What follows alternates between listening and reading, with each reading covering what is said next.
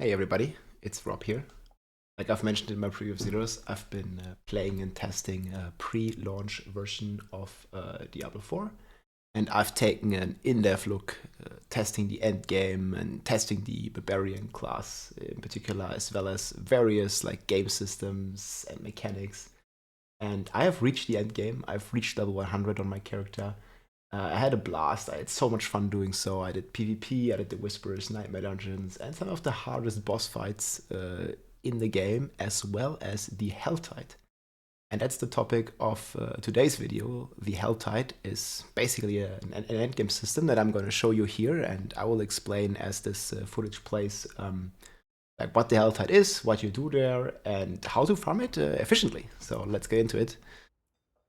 Starting you with the Paragon boards, and here you can see on the world map I think every other hour, like it's not always a variable, but every other hour one part of Sanctuary starting at world tier 3 becomes a Helltide area. That means the monsters are stronger, there's additional monsters and additional rewards spawning, and this is indicated by this like red kind of marker on the map. So this is basically the Helltide. It's always two zones, so you can see it's these two zones here, and I basically choose to travel there real quick with the waypoint system. It's really cool. Like it allows you to move throughout this like giant, huge world of D4 very quickly, and you go to the waypoint, and then usually you hop right on your mount, like I do here. You activate the speed buffs, and you get there in no time. So this is basically where the Helltide start, and you noticed here you have like a duration timer, and you have like a counter down here. And this counter is basically the Helltide specific material. It's these cinders that drop on the ground. And these materials allow you to open chests during the Helltide. There's also these Helltide events. You see here there's a couple of portals here, and they give you some nice rewards if you kill all of them, and you have to kill like a big boss at the end. I'll show it to you all. But yeah, with these cinders you can open specific chests, and I will show you guys soon. I will open the first chest, and I can explain to you like how the loot system works. But basically, in these chests give you some tremendous rewards, the crafting materials, and also a legendary of basically of your choice if you find the right chest. You can, before you open the chest, you can see what kind of item you get. So here I'm fighting this Legion commander. He dies pretty quickly, and you notice like they already drop a lot of cinders. So I'm already sitting here at like 20, 24, 25 cinders. And yeah, we basically just like keep going and kill a lot of more monsters. There's also like lots of clickables here that you really want to like pay attention to. Because they give you like additional resources. They can also drop the cinders. There's like a couple stones that you can turn, a couple like corpses on the ground that you can click, certain demon souls you can activate, and they all give you some rewards. Well, at least they have a chance to give you a reward. There's also these random chests sometimes that you can find. These are like the big chests. It's called mystery chests, and they give you even more rewards. But for now, we're just farming here. We're like getting up our cinder count, because the minimum chest to open here. There's some herbs here, yellow wine, super important for quite some stuff. Just all kinds of different things here, and these chests I think require the minimum requirement is 75 cinders for the cheapest chest, which I think is like your armor pieces. I think for 100 weapons you need 100 or 125, and for 200 weapons you need 150. For amulets you need 100. And you see here there was a Fiend rose here, so this is like some rare herbs that only drop during the Helltide. Like, see, this gives me +4 Fiend rose, which is really important because you need those to reroll your precious legendaries. You need Fiend roses and Forgotten souls, and Fiend roses seem to be a bit more common than Forgotten souls, and Forgotten souls for me was really, next to the gold, was really the limiting factor when rerolling gear. So you can see here I have 81 cinders now, so I can go see to my first chest, and you can show these, and you can see these are like marked on the minimap. And then when you hover it, you can see, okay, this is a chest of rings. So when I open this, I already know I will get a ring out of it. And then there's some extra rewards. So like you're offering the cinders here, so you see they will go down. So I only have 10 left, 85 minus 75. You see I got 3 Forgotten Souls. So this is 3 rerolls on an item of your choice, and I got a Sacred Legendary Ring. I think these chests have like a very, very high chance of dropping a legendary. I think it's like 90% plus, and then sometimes they have souls, and sometimes they drop Fiend Roses. So here you really want to be like slaying lots of monsters. And this is like pretty good strategy what I will be doing here, because I only open like, you know, the very cheap chests, like the 75 ones, because it seems there's no difference between between the amount of souls that you're getting if you're opening 75 chests or chests that require 150 cinders. The Forgotten Soul amount is the same, at least from my testing. You just get a different legendary. But I much rather focus on getting the Forgotten Souls than the two-handed or amulet legendaries, because I already have like most of my legendary powers. Even though I'm a bit weaker here, I'm only level 81, hitting 82 soon. And I don't have my Gore Bracers. The full Whirlwind build, the optimized version, you can find in the description below. But this is like, you know, this was way before I hit level 100, so I wasn't as optimized and I didn't have full gear. But this is also like good to see how the Whirlwind Barb, this build, performs without having all these uniques. Because you know, obviously most players, like it's gonna take quite some time to find it. Like the uniques are pretty rare. Like I've only found this Gore gloves like 2 times in like 70 hours of playtime. So yeah, they're pretty rare. So you see that one like was a one-handed weapon chest, and it costs 125 cinders. Here's some more crafting materials and a lot of elites here. Really nice pack, boom, hitting level 82 right away. We're getting lots of loot, lots of items from this. And yeah, like spending my Paragon points here, working towards the next board. And yeah, I'm killing a lot of monsters here basically, just to get a lot of cinders. We can skip a bit ahead because there will be a boss fight coming here in a second, I think. So there's also shrines here in the Helltide, like that improve the materials per hour even more. And then here's like certain bosses you can fight. It's like really cool. There's also unique monsters. You see here it like pops up in like a big pop-up here, like some unique monsters that drop like a specific rare item basically. And here's like the Helltide Boss. This one is pretty strong, and you notice it's like level 83 as well. I have already a pretty solid build, so I have no problems fighting it, but I remember when I was in T3 I fought this boss and he was very, very hard. But now I have a proper build and I'm crushing it, and this guy also drops a lot of rewards when you kill him, and if you kill him effectively, it's definitely worth it. You see, it takes me like 10 seconds to kill, so it's pretty good. And he drops, I'm not sure if we can spot it here, like he drops cinders, Fiend Roses, and Forgotten Souls, so he's like a walking treasure chest that you just have to kill. Really, really good rewards. And here's one of these chests I'm talking about. Like, see, this chest is not on the minimap. This is like a random spawn. And this is the Gift of Mysteries. This is this gambling chest. This is the most expensive chest. But this is also the most effective chest from my testing to open. It requires 175 cinders, so more than double of what a simple chest requires. But you will see, after I farm 10 more cinders, the crazy amount of loot that you're getting from this chest, basically. So whenever you see this like chest of mystery and you are like a gamble man, go for it, because this chest seems to be so effective. And you see now, and by the way, you saw the location there. You see what it drops? You get dropped 5 Forgotten Souls, 4 Fiend Roses, and 4 legendaries, as well as a bunch of elixirs that give you XP and other bonuses. And that all for the cheap price of 175 cinders, which take you like, you know, if you're fast, it takes you like 3 to 4 minutes to farm. And here more Fiend Roses. You can see it's really effective here, in this zone at least, to farm. There's a good density, lots of rewards, and the Helltide feels amazing. And these monsters, in comparison to normal open world, they are 2 levels higher usually than your character. So you see these guys are 83. I think I might have snapshotted them with like the level 81 spawn when I came in, but they are higher than your character level, which makes it a bit tougher to fight, but also gives more XP. So the Helltide might be a very good place to farm some XP as well.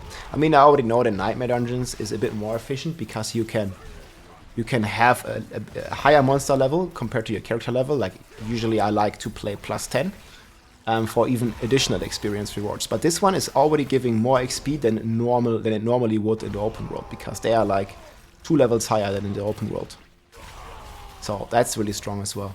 So I'm basically collecting some more cinders here and going through, and there is a couple of these chest locations that I know about, and I think overall in this video you can kind of get like 50 to 60 forgotten souls per hour, and that's farming alone. I'm not sure exactly about the group mechanics here, but I would think you'd have to be rather close to get the rewards as well.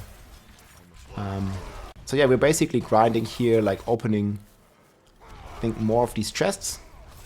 Like, it really depends, like, what kind of chests they are. Like, again, my strategy is I only open the 75 chests to get Forgotten Souls, and the big chests, the 175, whenever they spawn. So this one is one. Chest of Rings, really solid. Rings is a good item, only costs 75. You see, oh, it was boots, by the way, not rings, sorry. But yeah, boots is also very nice because you can get the utility aspect and the movement speed aspect there. And usually I'm looking for whirlwind pull aspect and movement speed while unstoppable. So yeah, you can also run around your horse to like get a bit of a more zoomed out view and maybe see better where certain monsters are and also where certain mystery chests are. So it's very important, like, to kind of like know some of the locations for these chests. And I'll probably make a separate video after a couple weeks when I know all the locations for the chests, because they're not like easy to figure out.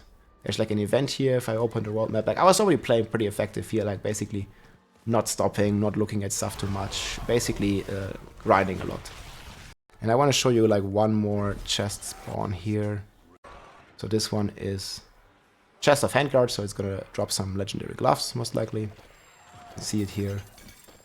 And yeah, this time I didn't get a legendary, but most likely, like, I think 80 to 90% of the time, they reward you with a legendary. So it's a pretty cool way in the Helltide to sort of like target farm what you're looking for as well. Let's say you really need an upgrade on your boot, for example, like you want movement speed and you want fury cost reduction, resource cost reduction there.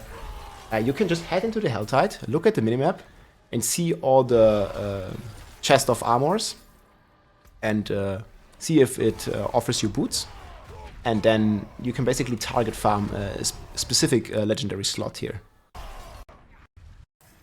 So yeah, I'm doing more events. I want to show you like one more mystery chest, because like I think there's like 3 spawning locations in this location here that I already know about. Okay, here I'm going to salvage some items. Obviously, during the Helltide, you find a lot of loot. Sorting out my my inventory. I always use the auto sort function that the game has. Like here on the top right, you just click this button, and it's gonna auto sort it by item power. And the item power, especially on weapons and armor, it's really important because it's giving you more DPS and more armor. So I only really have to check in depth the first like couple weapons. So the rest of the weapons I already know they're gonna have less DPS than the weapons I'm using.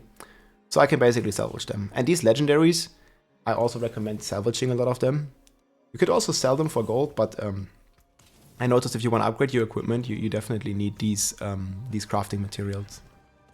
So yeah, now I'm going to head out into the Helltide again. You see, sometimes there's these meteors coming from the sky. Here, another hand, gloves. And these meteors, they can deal a lot of damage. So if you can, try to dodge these, because they're pretty scary if you stand in there. But also some nice way to get fury, like if you're confident that you can tank them.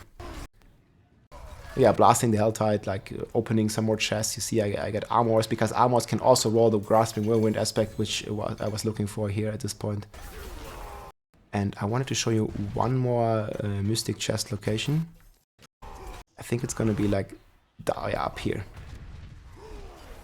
So here is another mystery chest. I don't quite have enough materials yet. But after I have like 175... Oh, here's another boss fight, by the way. So I think this boss like randomly roams the world, but also has like certain, you know, ways that he's roaming the world in. So he can spawn in many places, but I think there are some locations where you find him more often than others. And yeah, again, this boss can be a real challenge, but you know, I can spin to win against the wall here. Like, it's actually pretty cool. You can even get the standstill buff like that, so maybe that has some use in the end game later. But yeah, blasting this boss, he gives a lot of souls. And you can see here in this like 20 minutes of footage, we probably already got like about 20, 25 forgotten souls. So you can farm a lot here. Like, see, these guys here can also drop Fiend Roses. Like, there's like cultists that basically spawn this guy. And yeah, notice here, like, I'm skipping these this small chests to be able to open the big chest that I found earlier that spawns randomly. Again, it doesn't show on the map, only if you're close, this one. So yeah, be prepared for another like insane amount of legendaries. Look at this. Another like 4 legendaries here. So Helltide is really good, guys, for legendaries and also to get the materials that you need in order to reroll your legendaries. I believe there's one more mystic chest location somewhere about on the top of 12 o'clock here. So as I played the game, like, I learned about all these locations, and I basically min-maxed my routes. I'll probably make a separate like guide video after I know, like, with a bit more certainty where exactly the slots are, because the Helltide, I think, can either affect all the zones or can affect most of the zones in Sanctuary. So there's a lot of different you know, zones to sort of look out for. See, and even more Forgotten Souls now. Traveling to town again. You see, like, I found like just 15 legendaries right here in my inventory, like, since I salvaged the last time. So I think you can farm well above like 50 to 60 legendaries per hour doing this. And again, you can also target farm. So I think that's a very cool system overall to get more, you know, loot and more targets specific loot of what you need. And again, using the auto function. I know this weapon I want to put in my stash later. So I'm looking at the stuff, and there's just a lot of things to go through, but I already have some experience with the game, so I already kind of know like what I'm looking for. And some of these items you see are not ancestral but sacred, and I'm at this point almost like full ancestral, at least everything but my jewels. So it's not really like that important to me to look through these sacred items anymore, with exception of the legendary pieces. So I just dropped the loot that I don't want to salvage right now, so I don't accidentally do. And yeah, there's a lot of bonuses. I'm comparing this one because that's actually a nice find here. It has like resource costs and movement speed, so that's exactly what I'm looking for on my boots. This one is a half decent roll to like stunned enemies, but I don't think I will need it at the end. So yeah, going through all of this, salvaging these items and getting the crafting materials from this, basically. I marked them as, it's actually pretty funny, I marked them as junk, but this is actually the items I want to keep. So I marked them as junk so I know I don't salvage these, because for me, I maybe keep like not like less than 5% of the items. So I just assume everything is junk unless I marked it. And when I marked it, I know I need to, you know, pay attention and not accidentally like salvage or sell it. So that's at least how I'm using the mark as junk function. I'm using it as, you know, mark as keeping function. But yeah, so here there's another like Helltide boss, basically. Another Helltide event where you have to slay like the final boss. Yeah, it looks pretty cool. Like, but you know, my build is like super strong after you kill these portals. We're basically going in and just like crushing these Helltide commander boss. And it always drops a chest and looks pretty cool, like when you finish it, like the graphics in general, and you know, all the ways of displaying this like blood kind of theme and this grim dark environment is so amazing to me. So yeah, the game is a lot of fun, guys, and I will be producing a lot more content over the next days here. I actually found an altar of Lilith here, so good spot. So yeah, that's what you can also do during the Helltide. I hope I gave you a nice overview, so you are well prepared for the launch in a couple days, guys. If you like what you see here, make sure to leave a comment, leave a sub. I have, again, a lot more videos, also build guides coming up, and yeah, I hope you enjoyed. And here is another mystery chest location, by the way, down here. So good stuff, good stuff.